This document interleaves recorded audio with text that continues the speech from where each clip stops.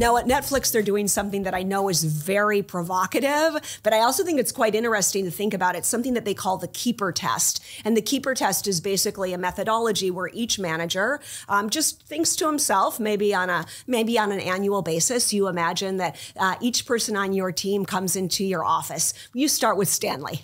Stanley comes into your office and he tells you, you know what, boss, I'm leaving the organization. And the question that you ask yourself is, how are you going to feel when Stanley tells you that he's leaving? Are you going to be devastated? Are you going to say, oh no, Stanley, please don't leave me? Are you going to do everything you can to fight to keep Stanley? If so, you know he's the right person for that team. Are you going to feel relieved?